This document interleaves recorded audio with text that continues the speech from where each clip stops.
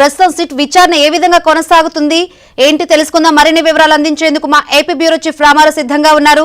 Ramarao, SIT ముందు ఇప్పటికే మిథున్ రెడ్డి హాజరయ్యారు. సిట్ విచారణ కొనసాగుతుందా? మొత్తంగా చూసుకుంటే ఇప్పటికే సిట్ ఆధారాలు సేకరించింది కదా, ప్రాథమికంగా ఏ ఆధారాలు సేకరించిందంటే ఏం చెప్తారు? శంకరి, సిట్ కార్యాలయానికి కొద్దిసేపటి క్రితమే వైసీపీ ఎంపీ మిథున్ రెడ్డి హాజరయ్యారు. మనం ప్రస్తుతం సిట్ కార్యాలయం వద్దనే ఉన్నాము. సిట్ కార్యాలయంలో ఆయన విచారణకు హాజరయ్యారు. ముందు విజయవాడ సిట్ చీఫ్గా ఉన్న విజయవాడ సిపి రాజశేఖర్ బాబుతో పాటు సిట్కు సంబంధించిన కొన్ని బృందాలు ఆయన్ని విచారించాల్సి ఉంది. అయితే సిట్ సిపి రాజశేఖర్ రెడ్డి రాజశేఖర్ బాబు కొంతమంది న్యాయ నిపుణులతో మాట్లాడుతూ ఉండటంతో, పైగా ఛార్జ్షీట్ కూడా ఈరోజు సాయంత్రం 5 గంటలకు వేయాల్సి ఉండటంతో రాజశేఖర్ బాబు వాళ్ళందరితో కూడా సమావేశంలో ఉన్నారు. మిగతా సిట్లో ఉన్న మిగతా అధికారులంతా కూడా ఆయనతో మాట్లాడుతున్నారు. మిథున్ రెడ్డి ఇప్పుడే కొద్దిసేపటి క్రితమే లోపలికి వెళ్లారు. ఆయనతో పాటు తిరుపతి ఎంపీ గురుమూర్తితో పాటు విజయవాడకు సంబంధించిన ఈస్ట్ నియోజకవర్గం in charge Devineni Avinash, party general secretary Appireddy, అదేవిధంగా తలశీల రఘురాం వీళ్ళందరూ కూడా లోపలికి వెళ్ళినప్పటికీ కొద్దిసేపు ఉండి ఆయన లోపలికి పంపించిన తర్వాత బయటకు వచ్చారు. అయితే ఈ నేపథ్యంలోనే ముఖ్యంగా 3 ప్రధానమైన అంశాలపై కూడా ఆయన ప్రశ్నించాలి అని చెప్పి కూడా సిట్ భావిస్తుంది.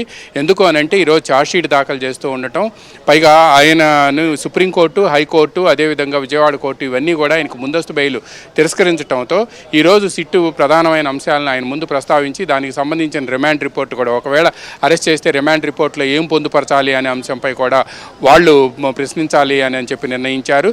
గతంలో ఒకసారి సిట్టు విచారణకు హాజరైనప్పటికీ కూడా ఆ రోజు మిథున్ రెడ్డి తమకేమీ చెప్పలేదు అని చెప్పి సిట్ అధికారులు చెబుతూ వచ్చారు. మొన్న హైకోర్టులో కూడా ఆయన యాంటిసిపేటరీ బెయిల్ విషయంలో కూడా అదే విషయాన్ని చెప్పారు. ఇప్పుడు ఈరోజు సిట్టుకు సంబంధించి 3 ప్రధానమైన అంశాలు ఏంటంటే, పిఎల్ఆర్ ప్రాజెక్ట్స్కి ముడుపులు ఎక్కడి నుంచి వచ్చాయి, 2019 నుంచి 2024 వరకు కూడా పిఎల్ఆర్ ప్రాజెక్ట్స్ అకౌంట్స్లోకి మనీ ఎందుకు ఫ్లో అయింది, ఎక్కడి నుంచి ఫ్లో అయింది అనేది కూడా source of income and source of funds ఫ్లోకి కూడా వాళ్ళు ప్రధానంగా ప్రశ్నించబోతున్నారు. ఇవన్నీ కూడా మద్యం ముడుపులేను అని చెప్పి కూడా సిట్టు ఆరోపణ చేస్తుంది.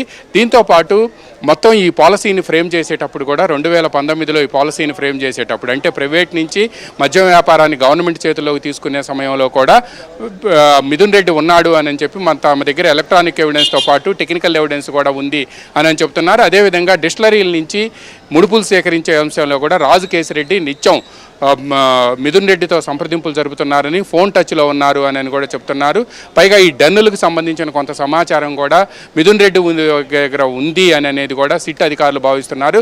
అందువల్ల వీటన్నిటికి సంబంధించి కూడా ఆయన్ని ఈరోజు విచారణలో పలు అంశాలను కూడా ఆయన్ని ప్రశ్నించబోతున్నారు. మొన్న హైకోర్టులో యాంటిసిపేటరీ బెయిల్కి సంబంధించి హైకోర్టులో వాదోపవాదాలు జరిగినప్పుడు కూడా సిట్ వైపు నుంచి కూడా ఒక పెద్ద అఫిడవిట్ వేశారు. ఈయనకి ప్రత్యక్ష పరోక్ష ప్రమేయాలు ఇందుట్లో స్పష్టంగా ఉన్నాయి అని కూడా అందులో పేర్కొన్నారు. అయితే సిట్టు విచారణకు సంబంధించి పలు కీలక అంశాలు కూడా ఇందులో చెబుతూ ఉన్నారు. పిఎల్ఆర్ ప్రాజెక్ట్స్కి సంబంధించిన ఫండ్స్ ఫ్లోతో పాటు ముఖ్యంగా మద్యం డిస్టిలరీలకు సంబంధించిన ఫండ్స్ ఎలా వచ్చినాయి, ఈ వాటిని ఎలా కలెక్ట్ చేశారు, వీటన్నిటికీ కూడా అనుసంధానకర్తగా కూడా ఆన్ బిహాఫ్ ఆఫ్ సీఎం, అప్పటి సీఎంకి ప్రతినిధిగా కూడా మిథున్ రెడ్డి వ్యవహరించారు అని చెప్తున్నారు. ఇప్పటికే అప్పటి సీఎం కార్యదర్శిగా ఉన్న ధనుంజయ రెడ్డితో పాటు ఆయన ఓఎస్డీగా ఉన్న కృష్ణమోహన్ రెడ్డి, భారతీ సిమెంట్స్ డైరెక్టర్గా ఉన్న చార్టర్డ్ అకౌంటెంట్ బాలాజీ గోవిందప్పను కూడా అరెస్ట్ చేశారు. ముఖ్యంగా ఎవరైతే ఇప్పటి వరకు కూడా 4 సార్లు 164 స్టేట్మెంట్లు ఇచ్చారో ఆ 164 స్టేట్మెంట్లో కూడా మిథున్ రెడ్డి పేరు ఫిగర్ అయింది అనేది కూడా సిట్టు ప్రధానమైన అభియోగం. 164 స్టేట్మెంట్ అంటే మ్యాజిస్ట్రేట్ ముందు రికార్డు చేస్తారు.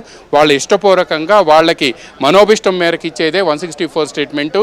మిగతా పోలీసుల ముందు ఇచ్చే స్టేట్మెంట్ అయితే దాన్ని డెఫర్ చేయొచ్చు, ట్రయల్లో అది కన్సిడరేషన్లోకి తీసుకోరు. కానీ బిఫోర్ మ్యాజిస్ట్రేట్ ఆయన సమక్షంలో చేసే ఇది కాబట్టి దాన్ని కన్సిడరేషన్లో తీసుకుంటారని చెప్తున్నారు. ఈరోజు సాయంత్రం వరకు కూడా ఆయన విచారణ కొనసాగే అవకాశం ఉంది. అయితే శంకర్, ఇందులో ఒక కీలకమైన అంశం ఇప్పుడిప్పుడే బయటకు వస్తుంది. సోమవారం నుంచి పార్లమెంటు సెషన్ ప్రారంభమవుతుంది. అందువలన తను పార్లమెంటు సెషన్ అయిపోయాక తాను తిరిగి వస్తానని, అందువలన పార్లమెంటు సెషన్లో పాల్గొంటాం తను కస్టడీకి తీసుకోవాల్సిన అవసరం ఉందని, మద్యం కుట్రలో ఆయన పాత్రపై ఆధారాలు ఉన్నాయని హైకోర్టు స్పష్టం చేసింది. ఈ నేపథ్యంలో తన అరెస్టు తప్పదనే అంచనాకు వచ్చిన మిథున్ రెడ్డి సిట్ ముందు విచారణకు హాజరయ్యారు.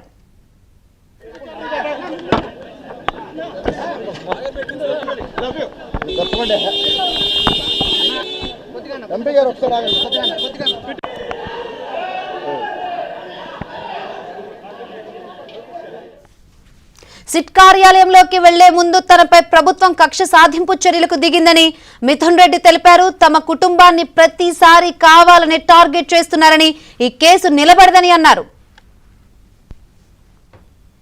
ఖచ్చితంగా దీంట్లో న్యాయం గెలుస్తుంది. ఈ కేసు ఉండే పరిస్థితి లేదు, కానీ ప్రస్తుతానికి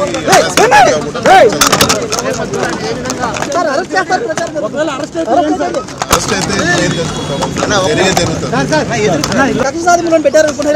100% రాజకీయ కక్ష. ఇది నిలబడే కేసు కాదు. ఇది వరకు తెలుగుదేశం రూలింగ్లో ఉన్నప్పుడు కూడా నేను జైలు మెంటలీ ప్రిపేర్ గట్టిగా